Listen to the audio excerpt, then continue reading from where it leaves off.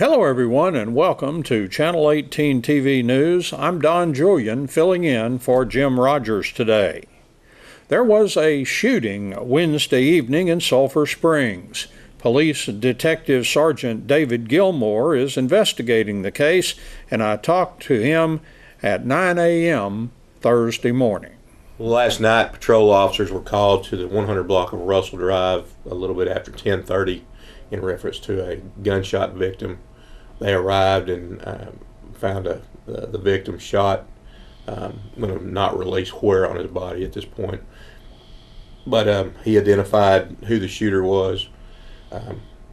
We've talked to several witnesses. Same story. We actually have a active aggravated assault with a deadly weapon warrant on a Dakota Hunter Parker, 17-year-old white male. He's fled the area, or we don't know if he's fled the area, but we've been looking for him since last night, shortly after the shooting. Have not located him. If anyone knows where his whereabouts, be sure and call Sulphur Springs PD or whatever area you're in, because there are two active felony warrants on him right now. The victim in this case, I'm not going to release his name, but he is in good condition, so that's a plus. But just kind of a crazy night getting this case together and talking to the different people that saw. It's just like a lot of cases, somebody sees the first end of it and not the end of it, and vice versa, and you have to put all these together. And we do have the weapon that was used, the firearm, so feel pretty confident that we're going to close in on him and hopefully make an arrest in short order. You know what caused this shooting or what? The motive is still something we're investigating, and of course we just been working on it since last night. So we'll hopefully get that and be able to report that later on. The victim he couldn't help you with that, or you're just holding it right now? Yeah, we're just going to hold that one right now. We get him, the defendant, arrested, we'll release some more stuff. And you said there were two warrants against the person you're looking for. Are they both shooting related to the shooting? No, one is and one is not. Oh, okay. So there was a previous one. Yes, sir. Okay. The Hopkins County United Way held their lead donor and CEO appreciation luncheon Wednesday at the Sulphur Springs Country Club. This year's United Way goal is $175,000. Keynote speaker Wednesday was Chase Palmer, an evangelist for the Church of Christ who lives in Rusk. He discussed the importance of this year's theme for the Hopkins County United Way: help starts at home. But all of that starts at home. It starts with educating, making people aware. And I want to ask you right now for a show of hands of how many of you know of specific needs that are based here in Hopkins County, that need funding, that need money, that need resources. Why do you know about those needs? Well, because this is your home. You've invested in this community. You invested in the success and the well-being of every member of this community. And that's a goal that the United Way has. And I think it's encouraging and something that we can be proud of when you open up this brochure that's on your table and you look at all the various places that are going to be benefited directly by the efforts of this specific campaign. Now, one thing that oftentimes limits or hinders fundraising is people don't know where their money's going. And one of the greatest lessons we can take from that is we need to make sure that we're putting those dollars to work, not just in visible ways to give us exposure as a local business, but in visible ways of bringing about and promoting positive change in our communities. And I believe the United Way does that. And I believe through this campaign, you don't know the hundreds, if not thousands of lives that you're going to directly impact and change. One of the things I am impressed about someone like Adam being able to be the campaign chair of this type of fundraising event is because he's been there on the front lines. He's got his hands, as we would say, dirty in helping those that are in need. And I know many of you do the same type of work. Because our charitable deeds aren't just in the checks that we write, they're not just in the dollars we spend, but they're in the time and the energy and the effort that we put forth to help those that are sincerely in need. 1 Timothy 5 and verse 8. I'm a preacher. I can't get away from it. The Bible says, "But if anyone does not provide for his relatives, and especially they of his own household, he has denied the faith and is worse than an unbeliever." You know, we get behind causes that we want to get behind. How many of you have supported or donated to a hurricane relief effort in the last month? Raise your hands. How many of you donated to the relief effort in Florida for Maria? Okay. Or for Puerto Rico for Maria? Anybody? But how many of you donated for Harvey relief? You know why? Because that's at home.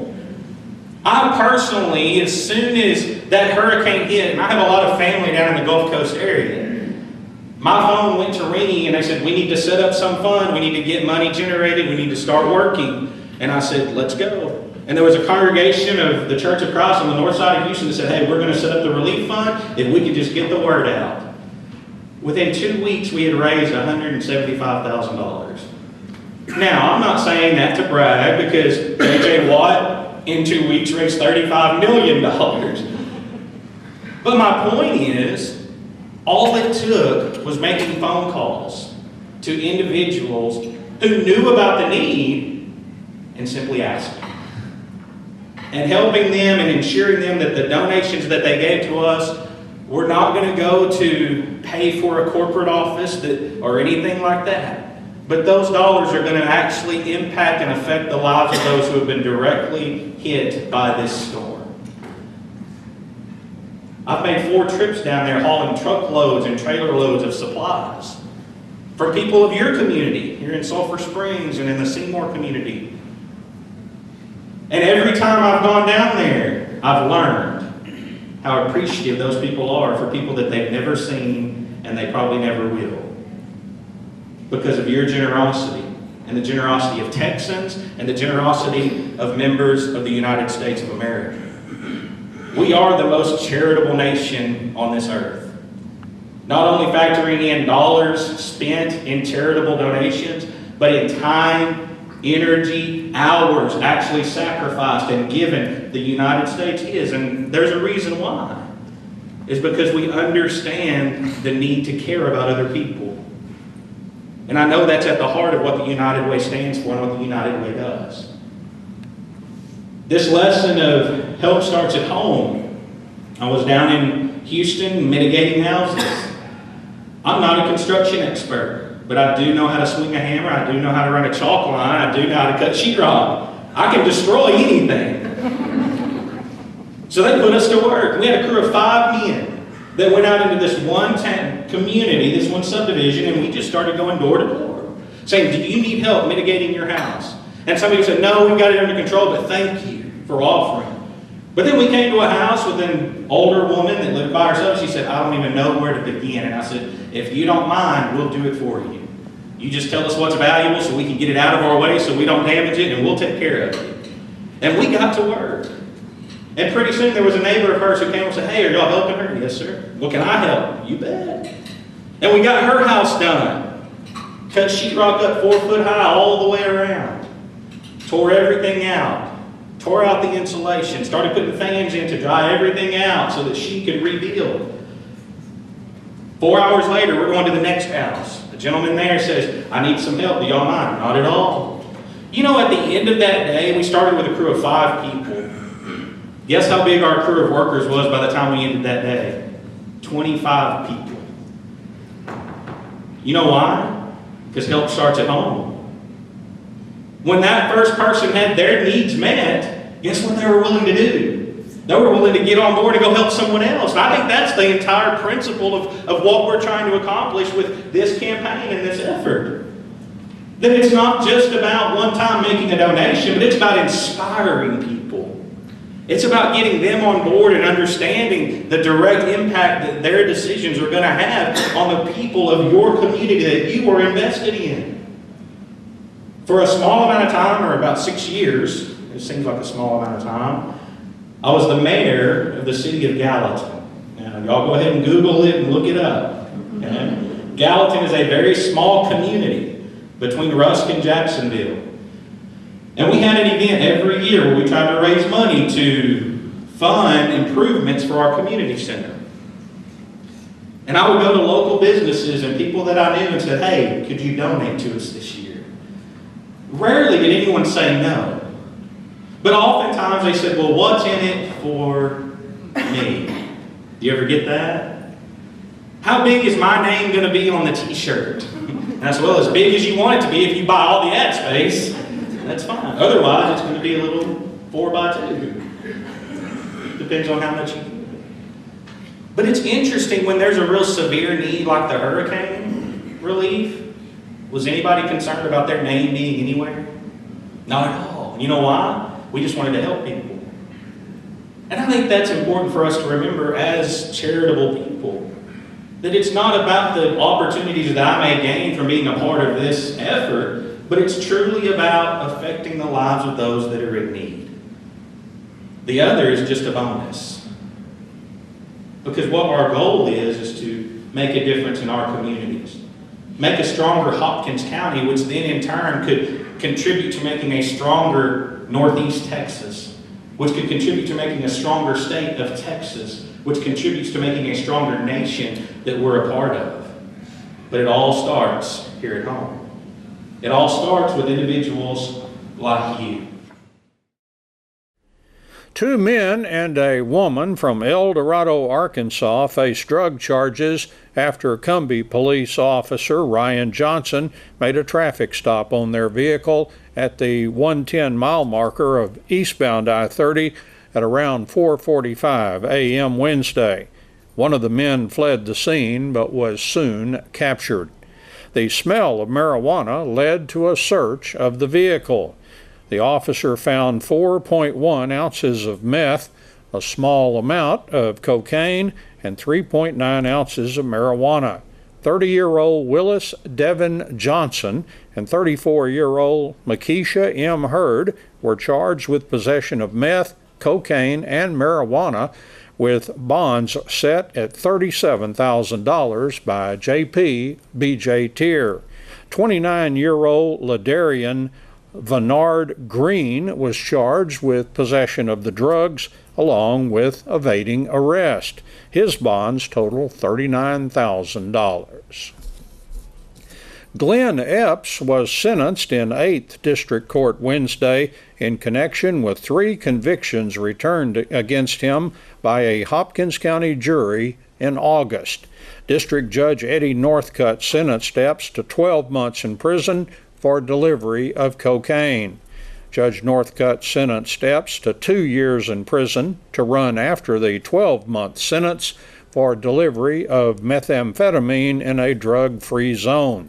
Judge Northcutt also sentenced Epps to 10 years probation for possession of cocaine with intent to deliver in a drug-free zone. Epps' wife has also pleaded guilty to injury to a child and was sentenced to 5 years probation. Assistant DA Clay Harrison said the plea agreement was based on exposure of the couple's children to cocaine. In another hearing Wednesday, Judge Northcutt denied bond for Chad Capiello after a hearing. Capiello is appealing convictions for felony theft cases rendered by a jury in May. During the Wednesday bond hearing, the DA's office argued that if the defendant was allowed to get out on bond, he would continue to commit additional theft felonies. You probably heard that Ms. Hopkins County Senior Classic Patsy Christ is now Ms. Texas Senior Classic. Well, let's find out more about the woman. Here's Patsy Christ. I'm going to ride in the State Fair of Texas parade in Dallas, Texas, downtown, and it's a long parade, I hear, 2 hours. Okay. So you'll be waving and... With my left hand. Okay. Just give us a view of your right hand. She had some needed surgery that she put off until the state pageant was over. and then you went and had, was it carpal tunnel? Yes, I had this done Tuesday morning. Okay. Okay, well, good A luck. lady's got to do what she's got to do. You know, that's exactly right. And that's just what Lucy would have done. Yes. I love your talent presentation. You did that for us here in Sulphur Springs and again in Tyler. Yes. And just tell us briefly why you chose it and what it is. I have always loved Lucy. Her title, I Love Lucy, that is so true. I watch her episodes today, to this very moment, every day it seems like, and I have most of her episodes memorized. So I really, because she always makes me laugh. Yes. I can see her program over and over, and I laugh every time. So I wanted to make people laugh. And in Tyler, I did have to cut my performance into half, and I was afraid they wouldn't laugh, it wouldn't be funny. My brother said it was actually funnier. Okay. Yes. So you had to trim it a little. It is the classic episode of the Vita Vita Vegemin commercial. Okay. Well, can you just do a line or something for us there? Hello, friends. I'm your Vita Vita Vegemin girl. Are you tired? Are you run down? Are you listless? Are you all pooped out? That's great.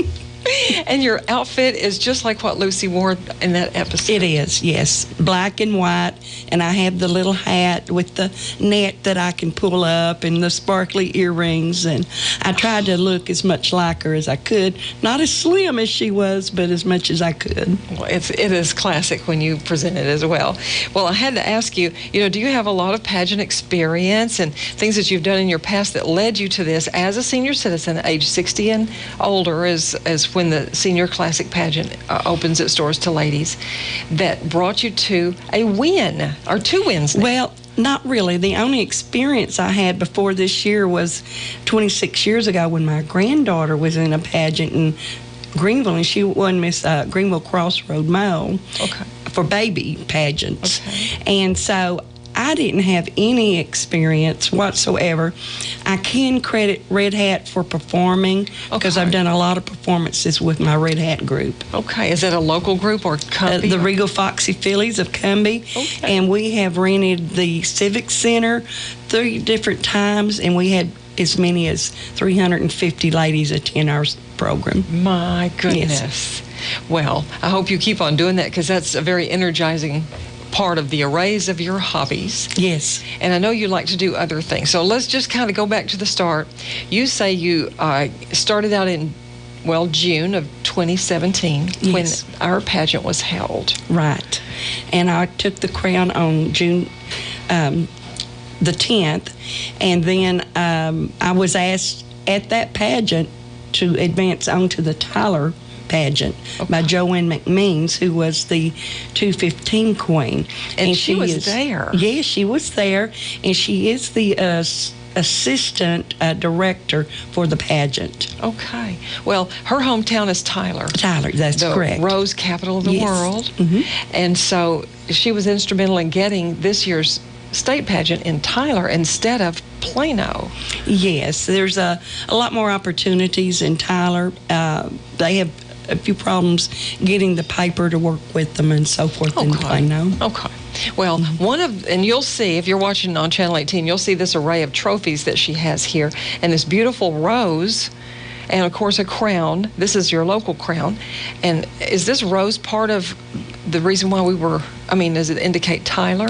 It does. It's a 14-karat gold dipped rose that the Queen wins, and I was so proud to have that in a basket of goodies that I got at the Queen. Okay. Well, tell us about these trophies. Well, Hopkins County, everybody, big Hopkins County. My trophy is the blue one, and it's bigger than my state pageant trophy. This is for Tyler, and then I also won Philosophy of Life in Tyler, and this is for that.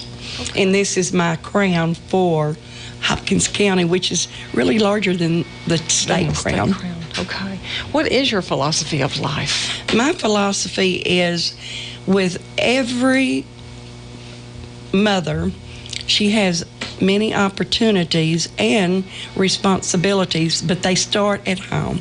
Raise your children right, to be respectful, to be caring, and to always be helpful to other people. And then as adults, we need to exemplify that.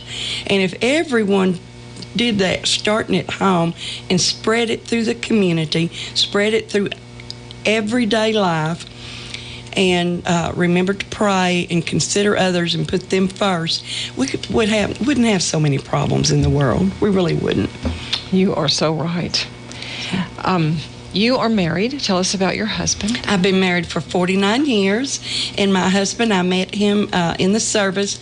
I actually went to see my brother off to Vietnam in Georgia, and he introduced me to my now husband, Gene Chris, and he wanted to date me while I was there seeing my brother, and my brother, being very protective, says, no, no, no. So anyway, I did write to him the whole time he was in Vietnam, my husband, and when he came back, he came straight to Dallas. I picked him up from the airport, and after 2 weeks, my mother said, aren't you ever going to go home, Gene? So he did go home and came back a few weeks later with a proposal and a ring. Okay. So the decision was really already sealed Pretty up. much in his mind. He told all the people in Vietnam, his buddies, that said, if she'll have me when I get back, I'm going to ask her to marry me. So he said he fell in love with me the first time he saw me in Georgia. And you say he's a big fan of your new titles. Yes, he's supportive. I'm telling you, ladies, if you are married, it's very good to have a supportive husband, and he certainly is. Do you have children? I have 2 children. I have a boy and a girl, Fred Christ and Jeannie Christ, and my son has 1 son, Fred Hunter, and then my daughter has 8 children. They're all hers. She birthed all of the children, and she is a stay-at-home working mom at home, has a wonderful job where she works at home doing this computer work for another company. Okay, well, that is wonderful. So let's talk a little bit about what you hope to do, or what you hope can be accomplished during your year as Miss Texas Senior. You'll have many appearances, and you'll get a chance to influence others' lives. Yes. Well, first of all, I'm still Miss Hopkins County. I want to attend all the functions and ribbon cuttings that I can in Hopkins County. And then secondly, as Miss Texas, I want women to know, just because I am 68 years old, and just because you're 60 and above, that doesn't mean that your life has come to an end and that you sit down and do nothing. What you need to do, ladies, is get up and say in your mind, I really don't feel old, and I am going to continue my life and live every day to your very fullest. And the pageant in Tyler, what they do is really promote changing the meaning of aging, and that's what I want to do. Yes, I am gracefully 68 years old, and I'm proud of that. I've learned a lot and gained wisdom, but I don't want to slow down. I don't want to give up living. I want to continue every day to raise myself up out of bed and do something worthwhile. And yes, I have aches and pains like everybody, but we don't have to give in to those. You know, ibuprofen goes a long ways. Well, you sure are a good, positive role model. And it seems to me like it's not just something you put on when you put on your crown and sash or come before a camera. It seems as if that's how you really feel each day in your philosophy. I do. I feel that way. And after my children grew up, after they left home, you have this kind of mourning period and you're depressed. I said, I'm going to raise myself out of this. I'm going to get out there and I'm going to live. Now it's my turn. And so I am celebrating my turn of living in my golden years with my husband. I really, really like the sound of that. Thank you. Well, you are going to have lots to do. In fact, as you mentioned, you have the obligations to Hopkins County and state of Texas. Yes. So do you know yet all the events you'll have to, or get to opportunity to be at? Pretty much. I will be attending the the parade here, the Fall Festival, the Christmas Parade, the Dairy Festival Parade. I will be performing a Lucy skit at South Fork next month. Okay. In front of a large audience of ladies. And I will be in the Rose Bowl Parade, and I will make some speeches in Tyler, as well as I hope to attend here, like the Jamboree that I've been asked to attend at Riley Springs. So I'm looking forward to all these opportunities. It's going to be a very special year for me, one that I will never forget. And I would ask every woman to give your chance to be in a pageant, just to experience how special you are. Each woman that enters is a queen. She is special. Well, before we go, let us mention the runners-up and also one other place from Hopkins County. Your first runner-up, Charlotte Graves. Yes, is that right? that's She was correct. She is from Bullard, Texas. Okay. And she is a wonderful, beautiful woman of color. And I couldn't ask for a more gracious assistant to me this year as first runner-up. And I look forward to working with her every chance we get. Judith Ward from Longview. Yes, she's second runner-up. She played a lovely piano, 2 hymns, How Great Thou Art, and The Name of Jesus. She played those 2. And Shirley McCauley, third runner-up. And Shirley McCauley is from Forney, Texas, and she's a comedian also. Okay. And fourth runner-up, Trina Weber. Yes, Trina was singing, and she's from Holly Lake. Okay. And then our local runner-up was Linda.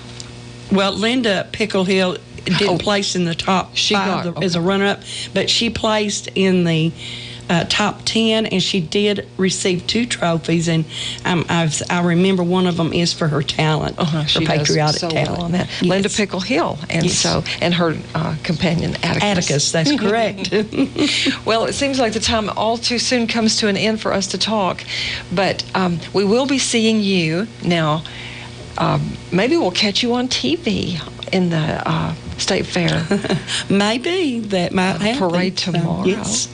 And then October 21st is the Fall Festival Parade. We'll see you there. That same evening is the Riley Springs Jamboree Anniversary Show. Yes. And who knows what the rest of the holiday season will bring.